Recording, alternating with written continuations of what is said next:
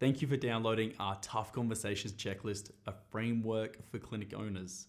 In this training, what I'm going to be going through is a little bit of the information behind each of the points on the framework so that you can understand tangibly how do you implement these and what should you be doing. Because I imagine when you just look at the framework, you look at it and you're like, oh, I can make sense of some of it, but other parts I'm not really sure what they mean. So what we're going to do in this lesson is go through and break each of these down and talk about how we actually implement these in the clinic with our teams. So without further ado, let's jump into it, my friends. Now, before we begin, just remembering unclear is not kind. In the famous words of Brené Brown, being clear is kind. And that is the whole idea of this framework, is to help us to be more clear with our communication with our team, to have those tough conversations early on, and to stop it from becoming a big issue down the line. Because things that are normally easy in the short term typically are much harder in the long term. And things that are harder in the short term, typically in the long term, we find that a lot easier. Now, this framework is a little bit like counting cards. And no, I don't mean that you're cheating with what you're doing. What I mean by this is it doesn't mean that you're necessarily going to have the ideal outcome every single time. And if you don't understand how counting cards works, essentially someone is counting the cards that are in the deck, the cards that have come out essentially, to understand the probability of the next card that is going to come out of the deck. And by understanding the probability, what they can do is they can tip the odds in their favor.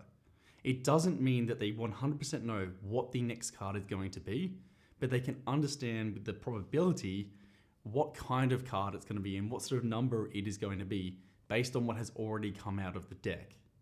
And that's what we want to think about here is, just because you implement this tough conversation framework, it doesn't necessarily mean that every single tough conversation that you go into, you're going to have a fantastic result and it's going to be easy. Tick that one and move on to the next one.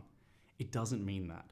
What it does mean is it's helping to move the needle into your favor so that you can get a better result, feel more confident, and feel more comfortable going into those conversations. Now, the first part of this is that preparation is key. So we have to make sure that we plan to succeed. And what I mean by this is actually getting this checklist out. And I still do this myself. Getting the checklist out before you're going into this tough conversation and actually identifying what are the things that I really need to focus on. And it may not be every part of the checklist every single time, but making sure that those key areas for the conversation that you're about to have, you've got those ticked off. You're going in feeling prepared. It's always so much easier to get a fantastic result when you go in feeling prepared. The next step is to understand yourself and to understand what makes you perceive this to be challenging. And the key behind this step is to understand when you're about to have this conversation, why in your mind do you think that the feedback you're going to give this person or the conversation you're going to have is going to be challenging? And when we break this down, how come when we're going to give someone good feedback or good news, we don't get that same feeling of, oh, this is going to be awkward? Or even when we're about to give someone some feedback that is far removed from them personally, but purely professional, we may find that easier again. But maybe when we have to give someone feedback that is more about something that they may see as very personal, their personality, it kind of gets harder to actually go in and have that conversation. Because when we think about it, when we're giving feedback, we can go, there's an absolute spectrum here, from really awesome feedback to having to give really challenging feedback. And the more personal the feedback gets, or the more you perceive this to be personal, the harder you're going to find it to have this conversation. And the further removed it is from the person, or the further it is towards positive feedback, the easier you're going to find having that conversation. And so what I'd like to do here is actually even write down, and you can do this yourself, why is this challenging? Right? What makes this challenging? And why do you perceive that to be challenging? Is it because it's something very personal about them? Is it because this person's reacted poorly in the past? Is it because we haven't given this feedback for so long? But really getting clear on understanding why you perceive this to be challenging. Because part of the key here is that when you have a conversation with someone, if you're going in and you're perceiving it to be challenging going in, then everything that they say that is neutral, right? You're going to take in a negative manner. They could say something and to them, neutral or positive, but to you, because you feel like this is going to be a very challenging conversation, you take it very negatively. So if you can go in with an open mind, because you've cleared your mind and you've gotten all these charges out, you can write them down and see them. It's kind of like journaling. It's going to be a much more effective way to go into that conversation with an open mind. Shift the goalposts, because this isn't a competition. Too often when we go in and we have a challenging conversation with someone, it becomes us versus them. And we want to change this narrative. We want to change this worldview. And think of it like this. I used to be physio. I would work at amateur footy games all the time. And I don't know if you've ever been to an amateur footy game, but before the game, two teams, they'll generally be talking about what's going on, really friendly sort of chit chat.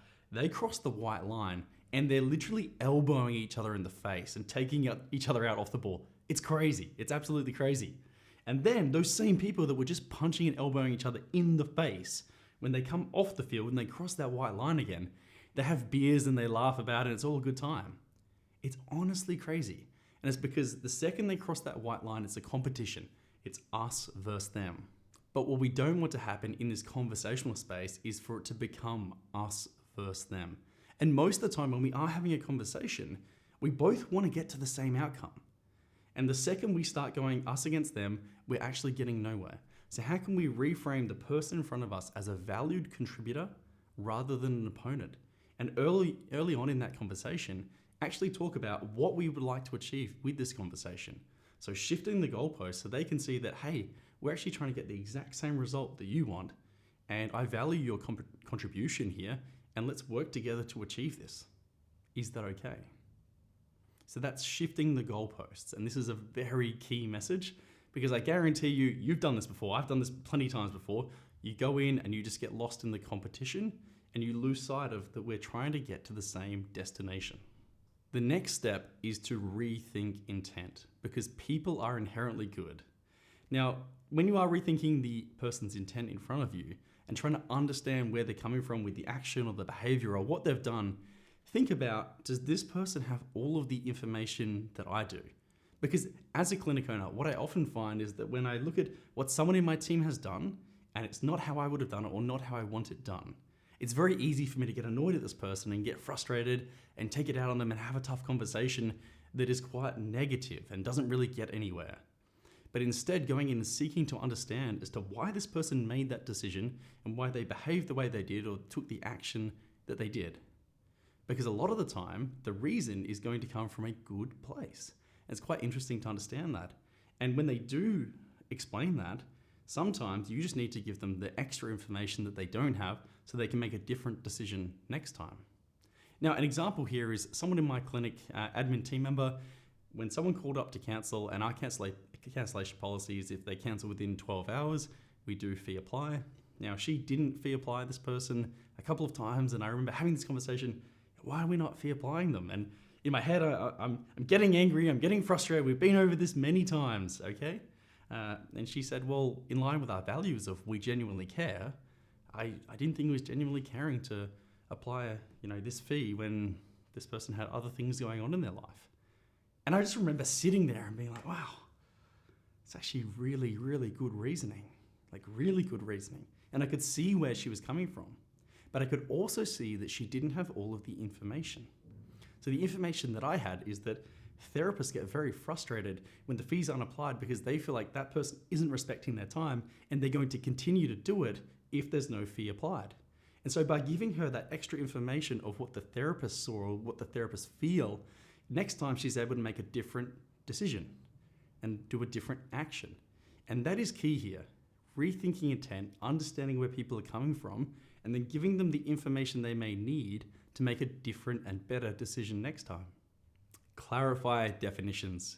Now, this one is almost comical when you think about it, but picture this. Have you ever seen two people disagreeing on something and you're standing out and looking in from the outside and thinking, you're disagreeing about the meaning of a word. You're talking about the same thing, but you're both using a word, but you both mean different things by this word.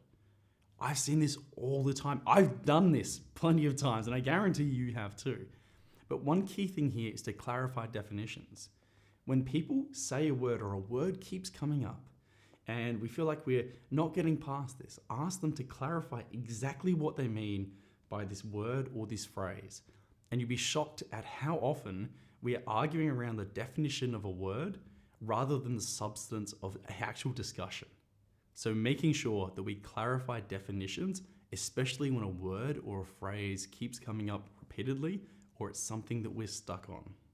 The next step is to consider the environment and creating a safe space.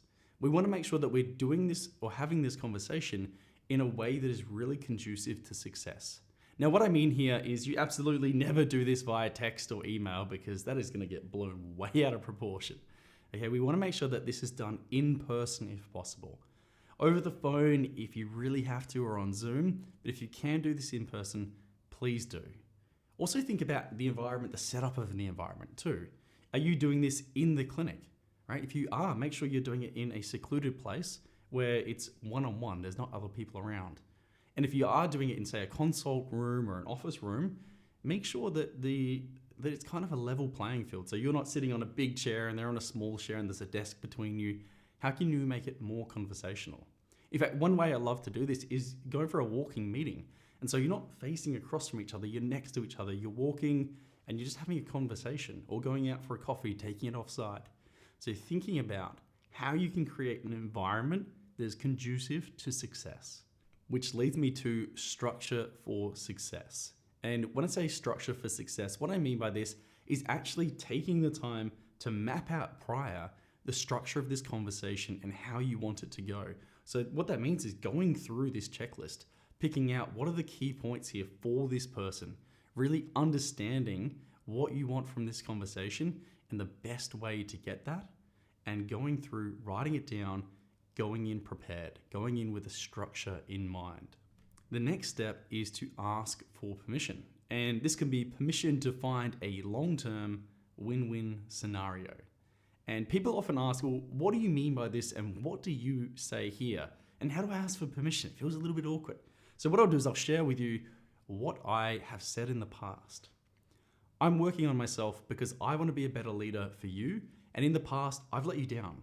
I've avoided having difficult conversations that would have been beneficial for you because I don't like conflict. And that's not okay. So if it's all right with you, I'd like to give you this feedback because I feel like it's going to really help you. Being able to have that conversation and start it off like that sets the tone for, hey, I've made mistakes in the past and I haven't been the leader I should have been. I haven't given you the feedback or had the conversations that I should have had. But I'm going to start doing it now. And the reason I'm going to start doing it now is because I want to be a better leader for you. And I feel like that's a really good way to frame it. And then going in and asking some permission. Is it all right if I can have this tough conversation with you? And it also tells them that, hey, this isn't easy for you either. Like I'll put my hand up and say, I don't like having these conversations. None of us do. We don't want to go in there and have a tough conversation and potentially hurt someone's feelings or them leave feeling frustrated or us leaving frustrated. We're health professionals. We're very empathetic. So we don't want to be doing that. But we know we have to be doing that. Because like I said before, things that are hard in the short term are going to make our lives much better and much easier in the long term. So having that conversation early on. And then the next step is seek to understand. Leave your assumptions at the door. Have you ever gone into a conversation before with assumptions, and because of those assumptions, the conversation hasn't gone so well, or later on in the conversation, you found out that those assumptions were incorrect? Too often we can go in guns blazing when really we should go in asking open-ended questions, seeking to understand, asking more questions, asking better questions. I guarantee you that if you just change one thing in how you navigate these conversations and instead go in with an open mind and seeking to understand, that you'll get an incredible result compared to what you used to get having these conversations. So give this a shot. Go in and ask more questions, have less assumptions moving in, and see the result that you get. And this is the end of part 1 of our 2-part training series on how to have tough conversations. I'll see you in part 2, my friends.